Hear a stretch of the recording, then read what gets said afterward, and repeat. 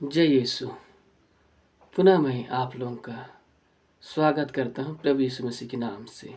आज का पाठ हम लोग सुनेंगे संत पेतरुस का पहला पत्र अध्याय 5 पद संख्या 1 से 11 तक। आप लोगों में जो अध्यक्ष है उनसे मेरा एक अनुरोध है। मैं भी अध्यक्ष हूँ, मसीह के दुख भोग का साक्षी और भविष्य में प्रकट होने वाली महिमा का सहभागी। आप लोगों को ईश्वर का जो झुंड सौंपा गया उसका चरवाहा बने। ईश्वर की इच्छा के अनुसार उसकी देखभाल करें, लाचारी से नहीं बल्कि खुशी से, घिनौने लाभ के लिए नहीं बल्कि सेवा भाव से, अपने सौंपे हुए लोगों पर अधिकार जताकर नहीं बल्कि झुंड के लिए आदर्श बनकर। और जिस समय प्रधान चरवाहा प्रकट हो जाएंगे, आप लोगों को कभी न मुरझाने वाली महिमा की माला पहना दी जाएगी और तुम नवयुवक को अध्यक्षों की अधीनता स्वीकार करो। अब सब के सब नम्रतापूर्वक एक दूसरे की सेवा करें, क्योंकि ईश्वर घमंडियों का विरोध करता किंतु विनम्र लोगों पर दया करता है। आप शक्तिशाली ईश्वर के सामने विनम्र बने रहें, जिससे वह आपको उपयुक्त समय पर ऊपर उठाए। आप अपनी सारी चिंताएं उस पर छोड़ दें, क्योंकि वह आपकी सुधि लेता है। आप संयम रखें और जागते रहें। आपका शत्रु शैतान दहाड़ते हुए सिंह की तरह विचरता है और ढूंढता रहता है कि किसे फाड़ खाएं। आप विश्वास में दृढ़ होकर उसका सामना करें। आप जानते हैं कि संसार भर में आपके भाई भी इस प्रकार का दुख भोग रहे हैं। ईश्वर ने जो संपूर्ण अनुग्रह का स्रोत है, आप लोगों को मसीह द्वारा अपनी शाश्वत महिमा का भागी बनने के लिए बुलाया। वह आपके थोड़े ही समय तक दुख भोगने के बाद आपको परिपूर्ण, सुस्थिर, समर्थ तथा सुदृढ़ बनाएगा। उसका सामर्थ्य अनंत काल तक बना रहता है। आमीन। यह प्रभु की वाणी है। ईश्वर को धन्यवाद। ख्रिस्त में प्यारे माता पिताओं, भाई बहनों, छोटे बच्चों, पुनः मैं आप लोगों का प्रभु यीशु मसीह के नाम से स्वागत करता हूँ। और आज के पाठ के द्वारा प्रभु हमें शिक्षा देते हैं कि जो बड़ा है अर्थात हमारे अगुआ हैं, उनके लिए प्रभु क्या कहता है। जो अगुए हैं, प्रभु उनके लिए कहता है, जो आप लोगों को जो झुंड सौंपा गया है अर्थात हम सभी, और हमारे अगुए जो हमसे बड़े हैं, हमारे जो भी हमें देखभाल करते हैं, हमारे माता पिता, हमारे समाज के जो बड़े लोग, हमारे सोसाइटी के जो बड़े लोग, उन सभी के नीचे हम सभी रहते हैं।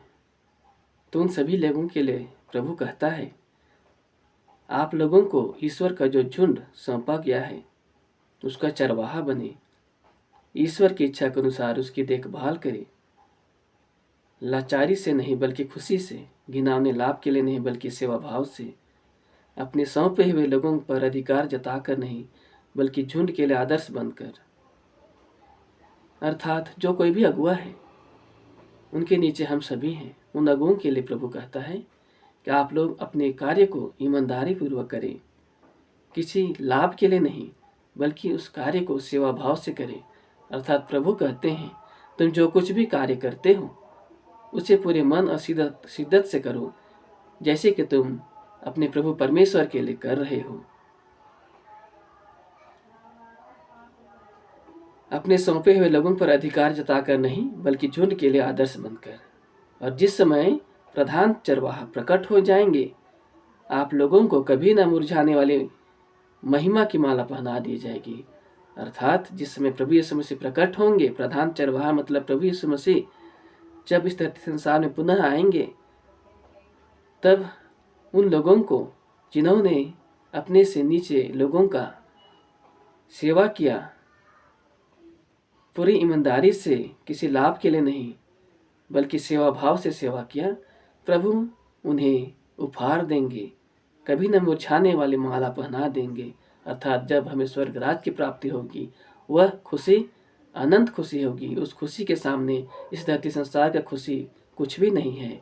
और प्रभु हम सभी के लिए क्या कहते हैं, जो हम नवयुवकों के लिए प्रभु क्या कहते हैं, और तुम नवयुवक को तुम अपने से अध्यक्षों की अधीनता स्वीकार करो। जो हमसे बड़े हैं, जो हमारे अगुए हैं, उन सभी का हमें अधीनता स्वीकार करनी चाहिए और उनकी आज्ञा के अनुसार चलना चाहिए, क्योंकि वे जो कुछ भी कहते हैं वे प्रभु के वचन के अनुसार कहते हैं।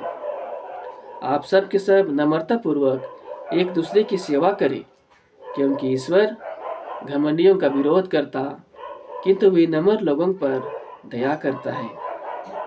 हमें एक दूसरे के साथ नम्रता पूर्वक व्यवहार करना चाहिए, क्योंकि प्रभु घमंडियों का विरोध करता और विनम्र लोगों पर दया करता है।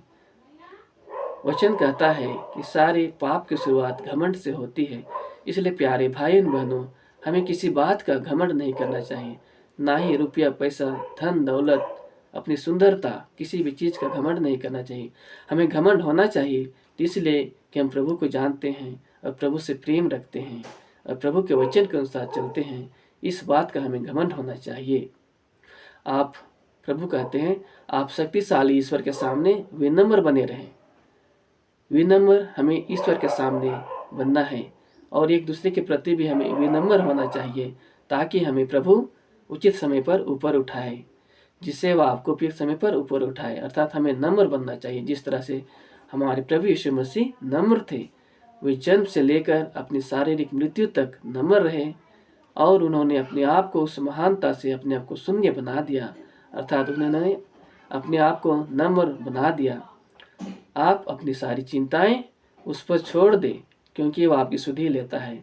हमें दुनिया के सामने चिंता करने की कोई आवश्यकता नहीं, बल्कि उस परमेश्वर के सामने अपनी सभी आवश्यकताओं को रखना चाहिए जो हमारी चिंता करता है। आप संयम रखें और जागते रहें। आपका शत्रु शैतान दहाड़ते हुए सिंह की तरह विचरता और ढूंढता रहता है कि किसे फाड़ खाएं। हमें हर बात में संयम रखना चाहिए, अपने चाल चलन में, अपने व्यवहार में, अपने खान पान में, हर एक बातों में हमें संयम रखना चाहिए, क्योंकि यही संयम हमें प्रभु के योग्य जीवन जीने के लिए शक्ति सामर्थ्य प्रदान करता है। आप विश्वास में दृढ़ होकर उसका सामना करें। हमें विश्वास में दृढ़ होना चाहिए। आप जानते हैं कि संसार भर में भी आपके भाई भी इस प्रकार का दुख भोग रहे हैं। हम सभी के जीवन में अनेक दुख कष्ट पीड़ाएं आती हैं। वैसा ही दुख जो प्रभु में जीवन बिताते हैं उनके जीवन में भी आता है, लेकिन उन सभी दुखों को प्रभु हमें सहन करने की शक्ति देता है।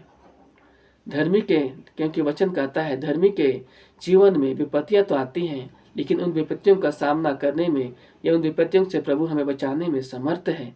इसलिए प्यारे भाई और बहनों, हमें ईश्वर पर दृढ़ विश्वास करते हुए उस ईश्वर की महिमा स्तुति आराधना करते रहना है। ईश्वर ने जो संपूर्ण अनुग्रह का स्रोत है, ईश्वर जो संपूर्ण अनुग्रह का स्रोत है, आप लोगों को मसीह द्वारा अपनी शाश्वत महिमा का भागी बनने के लिए बुलाया है। वह आपके थोड़े समय तक दुख भोगने के बाद आपको परिपूर्ण सुस्थिर सामर्थ्य तथा सुदृढ़ बनाएगा। वह ईश्वर जो संपूर्ण अनुग्रह का स्रोत है। ये सभी दुख और कष्ट, दुनियाई दुख और कष्ट कुछ समय के लिए है। इन दुखों और कष्टों में हमें डगमगाना नहीं है, बल्कि ईश्वर के वचन के अनुसार हमें चलना है, उसके मार्ग पर सुस्थिर रहना है, संयम पूर्वक प्रभु के मार्ग पर चलना है, ताकि प्रभु हमें एक दिन वह कभी न बुझने वाली, कभी न मुरझाने वाली माला देंगे, वह उपहार देंगे, वह अनंत खुशी देंगे। वह खुशी दुनिया के खुशी से बढ़कर है। उसका सामर्थ्य अनंत काल तक बना रहता है, उसका सामर्थ्य अनंत काल तक बना रहता है। हाँ प्यारे भाइयों बहनों, इसलिए हमें उस परमेश्वर के मार्ग पर बिना डर बिना भय के हमें चलना है। हमें जागते हुए अर्थात हमें सतर्क रहते हुए हमें दिन रात प्रभु से दुहाई करना है कि प्रभु हमें उस मार्ग पर ले चले। तो आइए भाइयों बहनों, आइए हम प्रार्थना करें।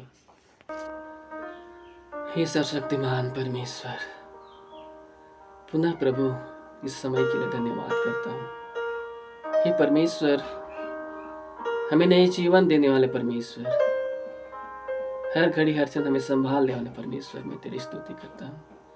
नई सांस देने वाला परमेश्वर, मैं तेरी स्तुति करता हूँ, तुझे धन्यवाद करता हूँ परमेश्वर। क्या आपने प्रभु हमें नया जीवन दिया, हमें अच्छी नींद दिया पिता, हमें शारीरिक मानसिक आध्यात्मिक रूप से स्वस्थ रखा परमेश्वर। इस महान कृपा के लिए धन्यवाद करता हूँ पिता, धन्यवाद धन्यवाद।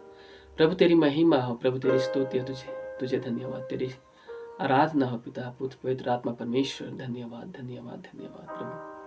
इस वक्त प्रभु जितने भी भाई बहन पिता इस वक्त प्रभु आपके वचन को सुन रहे पिता, उन सभी पर विशेष दया कर प्रभु, विशेष दया कर मेरे खुदावन।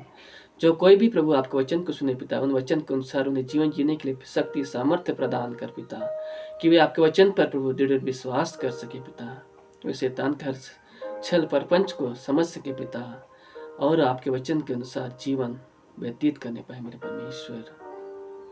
जो भी प्रभु बड़े अगुए हैं पिता, उन सभी पर भी दया कर, कि प्रभु वे आपके वचन को प्रभु लोगों तक अच्छी तरह से बिना भेदभाव के, किसी भी लाभ के लिए नहीं बल्कि सेवा भाव से प्रभु आपके वचन को बांटने पाए पिता।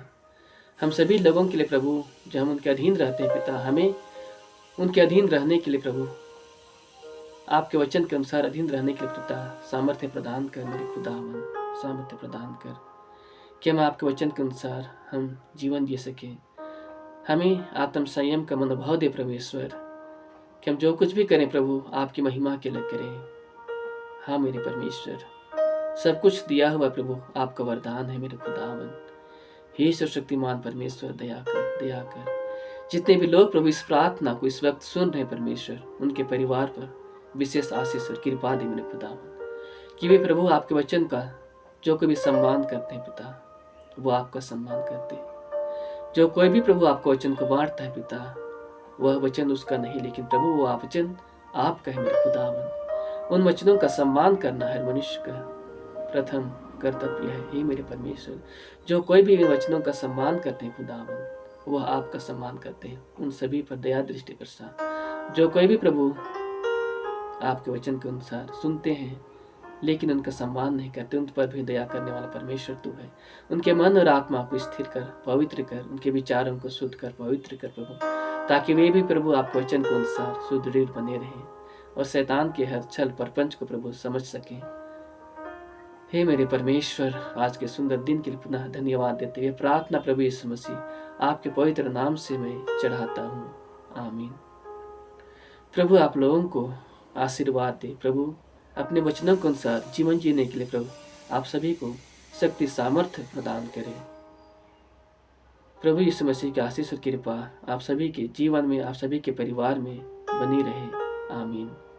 धन्यवाद। जय यीशु। पिता और पुत्र पवित्र आत्मा के नाम पर, आमीन।